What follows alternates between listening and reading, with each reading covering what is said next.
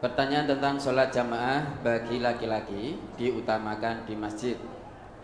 Akan tetapi cuma berdua dengan anak sendiri, tidak ada yang datang. Adzan sendiri, iqomah si anak. Apakah nilainya juga 27 derajat, Ustaz? Nah, kalau dikerjakan dengan ikhlas, insya Allah 27 derajat. Kalau saat ini baru berdua, bapak dan anaknya bagi-bagi tugas, ya. Anaknya adzan, iqomah, bapaknya imam, anaknya jadi makmumnya. Nanti kalau orang-orang pada tahu kalau di masjid itu didirikan jamaah, insya Allah akan mengikuti. Paling tidak tetap ada yang terpanggil hatinya. Karena biar bagaimanapun fitrah keimanan, fitrah ketakwaan itu cinta. Sholat berjamaah di masjid. Karena tahu biar bagaimanapun sholat jamaah di masjid itu banyak keutamaannya. Nabi kita bersabda, sholatur rajuli fil jama'ati tudha'afu ala sholatihi fi baitihi wa fi suqihi khamsan wa ishrina di'fan. Sholatnya seseorang dengan berjamaah di masjid itu pahalanya dilipat gandakan 25 kali daripada sholat di rumah atau di pasar. Ini baru berjalan di masjid, itu sudah dilipat gandakan 25 derajat. Belum lagi nanti sholat jamaah didirikan. Dalam hadis Nabi kita juga bersabda, sholatul jama'ati tafdulu sholatal fadhi bisab'in wa ishrina darajah. Sholat berjamaah itu dilipat gandakan 27 kali daripada sholat sendirian. Ya, andai kata orang yang ngaku Islam ini tahu keutamaan dan kebaikan sholat berjamaah di masjid, apapun akan dia lakukan untuk bisa datang ke masjid. Lau ya'lamun nas ma fin nida'i wa fis saffil awwali summa lam yajidu illa ayyastahimu alaihi lastahamu. Andai kata manusia itu mengetahui kebaikan di balik seruan adzan dan kebaikan di balik shaf yang pertama, kemudian dia tidak mendapatkan kebaikan itu kecuali dengan berundi, lastahamu, niscaya mereka akan berundi. Walau ya'lamuna ma fit tahjir lastabaqu ilaihi. Dan jika mereka mengetahui kebaikan di balik datang pertama pada sholat zuhur, niscaya mereka akan berlomba. Walau ya'lamuna ma fil atamati was subahi la'atauhuma walau habwan. Jika mereka mengetahui kebaikan sholat jamaah di masjid pada waktu isya dan subuh, niscaya mereka akan mendatanginya walau dengan merangkak. Tapi biasanya banyak orang yang ngaku Islam mendapatkan janji-janji dari Rasulullah seperti ini tidak tertarik. Tidak tertarik. Nabi kita mengatakan,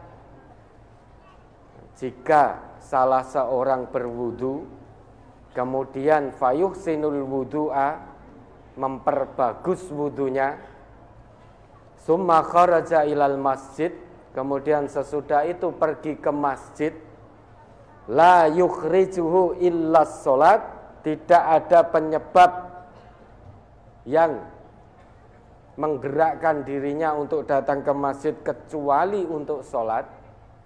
Janji dari Nabi, lam yakhtu khotwatan illa rufi'at lahu biha darajah. Satu langkah kakinya itu akan mengangkat derajatnya di sisi Allah. Wa hutta anhu biha khati'ah. Satu langkah kakinya yang lain akan menghapus kesalahannya. Fa idza shalla lam tazalil malaikah tusalli alaihi madama fi musallahu. Jika dia telah menunaikan sholat jamaah di masjid, selama dia berada di situ dan selama belum batal, malaikat senantiasa berdoa untuknya. Allahumma salli alaihi, Allahumma arhamhu. Ya Allah, berilah berkah kepadanya. Ya Allah, berilah rahmat kepadanya. Wala yazalu ahadukum fi sholatin man tadharas sholah. Dan tidaklah seseorang di antara kalian senantiasa dinilai sholat selama dia menunggu waktu-waktu sholat berikutnya dan selama belum batal. Banyak kebaikan yang Nabi kita janjikan, kebaikan dunia, kebaikan akhirat di balik sholat jamaah di masjid.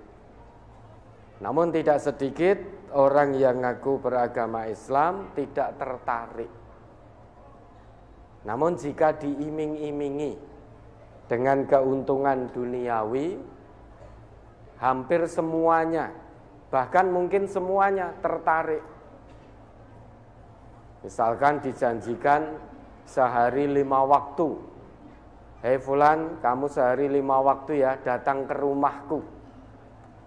Nanti di rumahku aku beri uang. Nanti datang ya, jam 4:4 waktu pagi. Datang 11:30 lebih sedikit.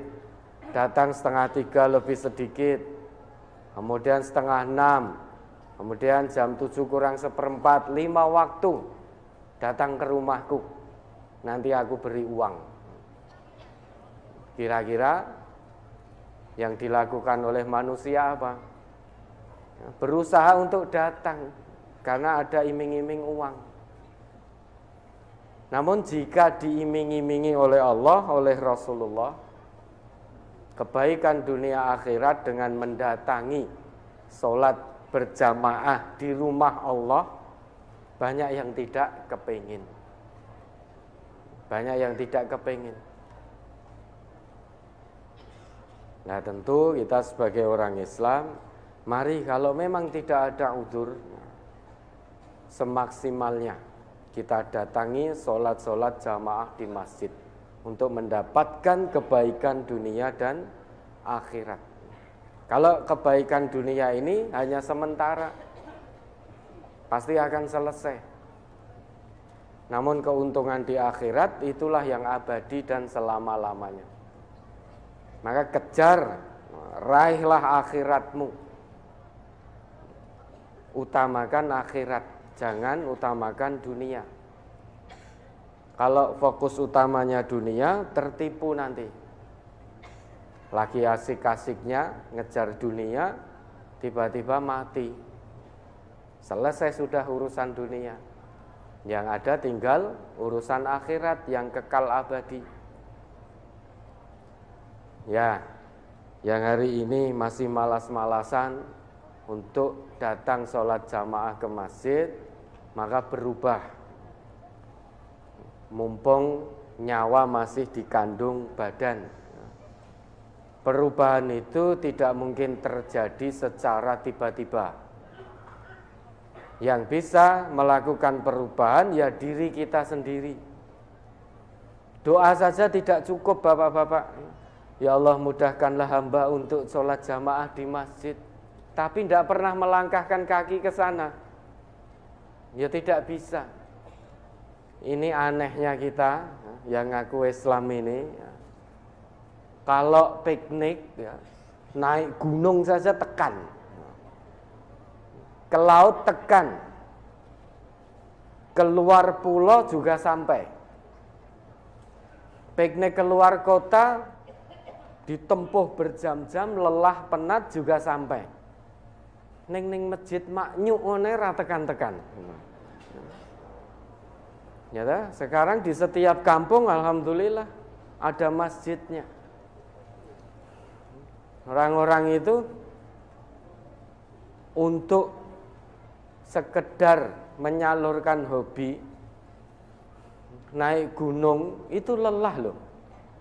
Tapi ya sampai. Padahal di RT-nya nggak ada gunung. Dia kalau naik gunung harus keluar tempuh perjalanan dengan bekal dan lain sebagainya. Bekal fisik juga. Itu berjam-jam naiknya. Tekan dhuwur ya mung hanya melihat apa yang dilihat. Setelah itu turun capek. Itu juga sampai. Panjenengan kalau mau rekreasi itu ke pantai, ditempuh jarak jauh juga tekan. Atau mau bepergian keluar kota, keluar pulau, itu juga sampai. Namun hanya melangkah ke masjid tanpa ada uzur. Masjid di RT-nya, di kampungnya paling jaraknya 50 meter, 100 meter. Itu kok ora tekan-tekan. Berarti kan jauh ini jarak masjid dari rumah. Lebih jauh daripada Gunung Lawu dengan rumahnya. Nah, maka istaftu qulubakum ta'alau ila istifta'i qulubina. Mari kita tanyakan nurani kita masing-masing. Di tempat yang jauh saja sampai dibelan-belani, bersusah payah. Di masjid yang tinggal melangkah, kalau hujan ada payung, ada mantel dan lain sebagainya, tidak sakit, kok ora tekan-tekan. Apa yang menjadi penghalang? Tanya nuraninya masing-masing.